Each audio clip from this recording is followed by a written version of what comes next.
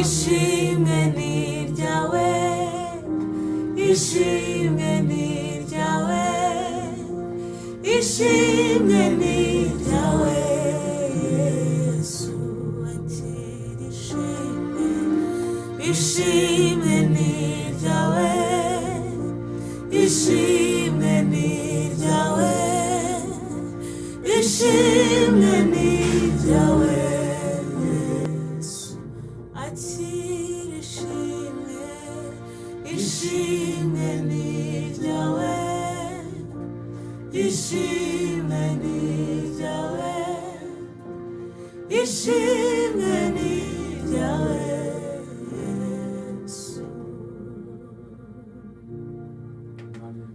Mwami Mana yacu waraturize, uturinda umujinya wa Satani, uturindira muri isi ishaje, uraturinda nitwapfa, nubwo twahuye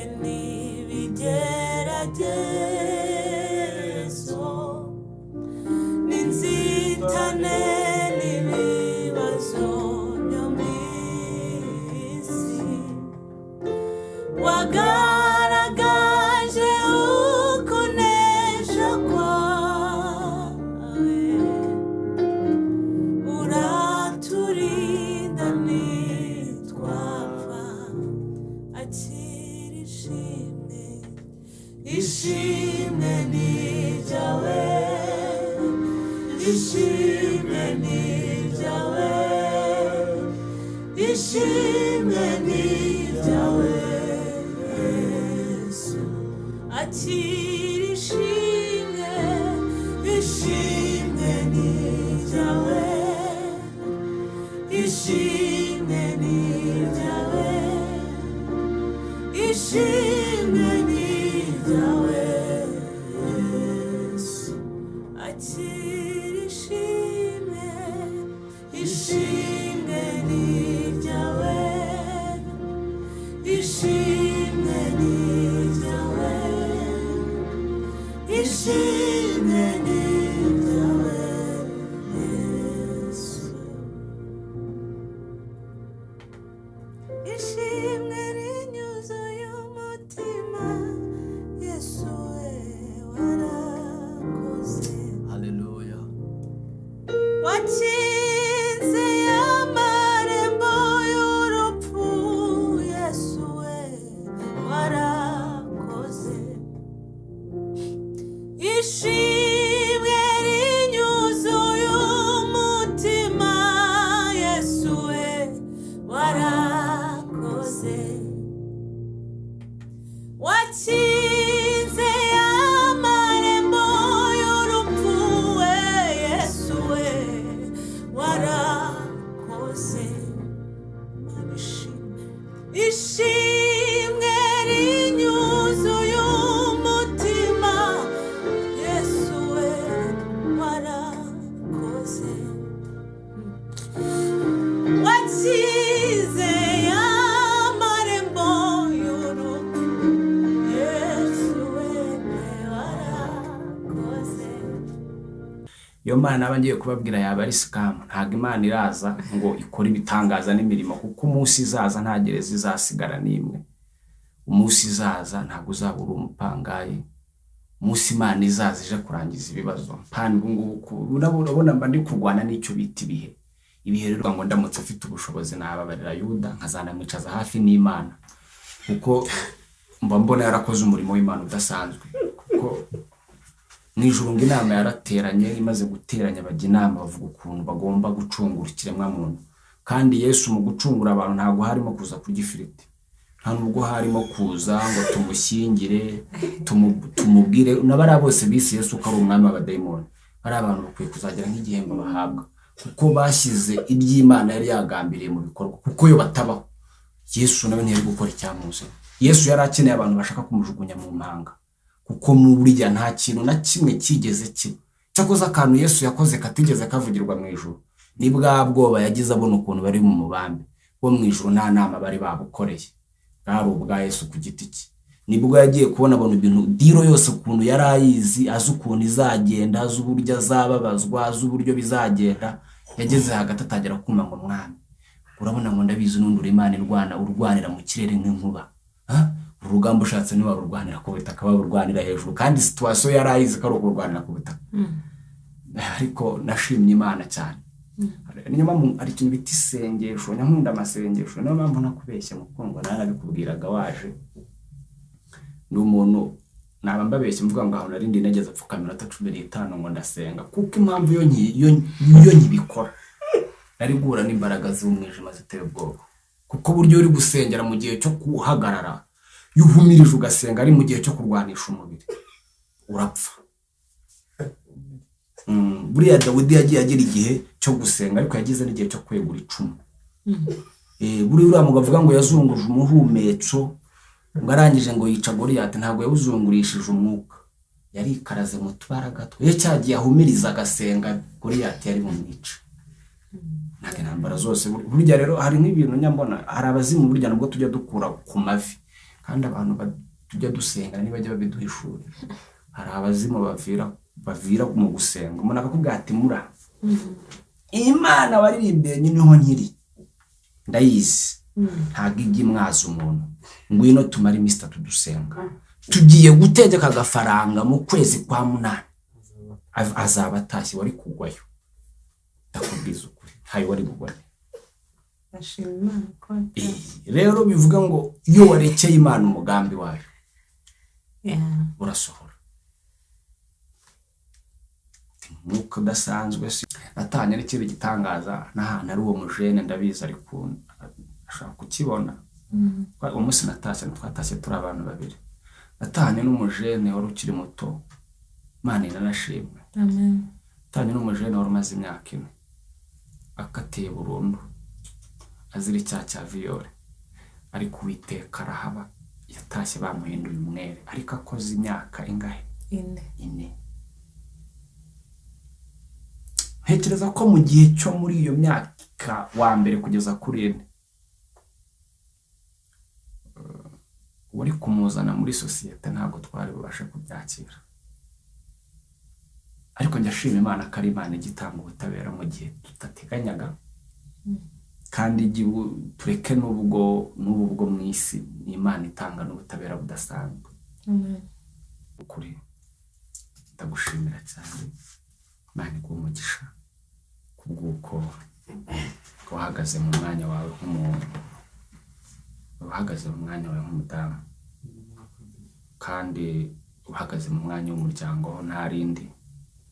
Amezi ari amezi aba ari amezi menshi, yo utaha nari gusanga byinshi bitagihari, kuko twarabibonanye hagati yanjye nawe n'ibyinshi byangiritse kubera ko ariko hari aho wabashije kugira urabikoze, kandi uhagararanye nanjye ukarana n'umuryango. Imana iguhe umugisha. Amen. Kandi ikindi njye kuri njye warwanye neza, kandi warwanye uko byari bikwiriye. Imana iguhe umugisha. Shimira na buri umwe wese.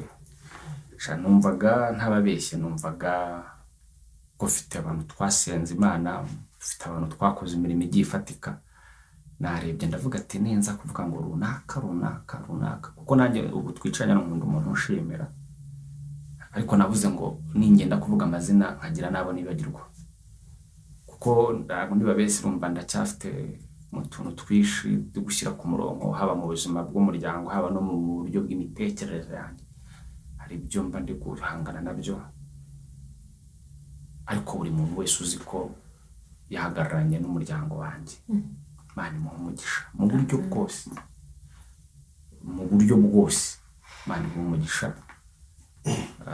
Ikindi ndashimira n'abantu banyakiriye muri gereza, haba guhera, haba inzego za leta, haba abo twafunganywe nyirizina. Namwe ntabwo ndi buvuge buri muntu izina rye, ariko hari igihe kizaba ngombwa ko nzajya agenda mvuga izina rya buri umwe wese ariko mwanyeretse umutima w'ubumuntu Imana ibahe umugisha Amen. nukuri Imana ibahe umugisha sitasiyo ya Nyamata sinivuge buri mupolisi izina rye ariko buri mupolisi uzi ko twabanye nawe mwabirabihe Imana imuhe umugisha kuko mwagaranye nanjye mu buryo bukwiriye kandi bwiza Imana ibahe umugisha cyane shimira na buri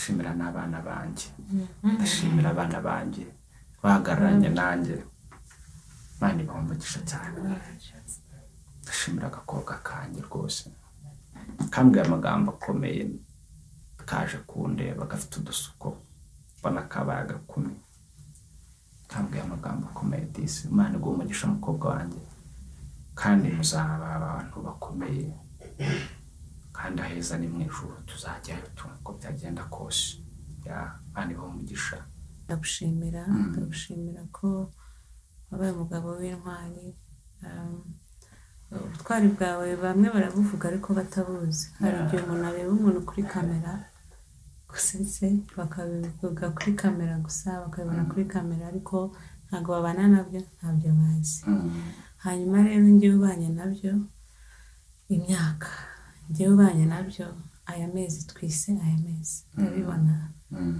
narambigushimira urakoze ko umugabo w'intwari kandi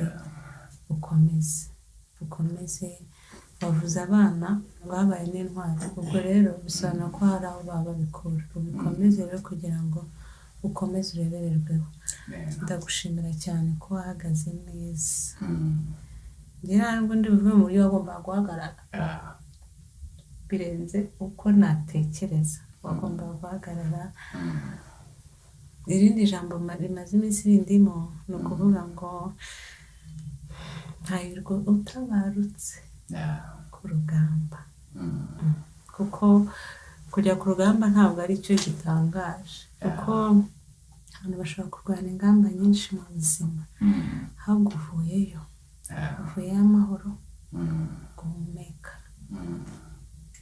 rero tujya turirimba ngo turabasirikare twongerejwe mu maraso umwami wacu Yesu Kristo ni nawe muyobora kubw'imbaraga ze dufite tuzabaho no mu rupfu dukomeze dushyire imbere dushimire ihoraho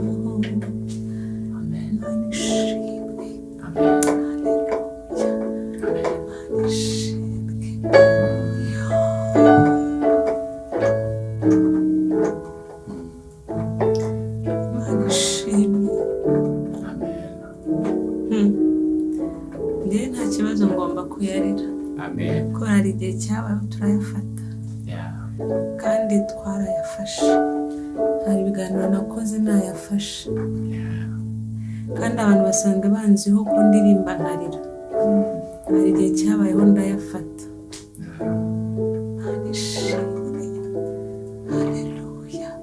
Imana ishimwe ko hari abantu ntabwo igikomeye ari urugamba urwanye igikomeye uvuyeyo uvuye ku rugamba uvuyeyo se umeze ute uracyahamya Imana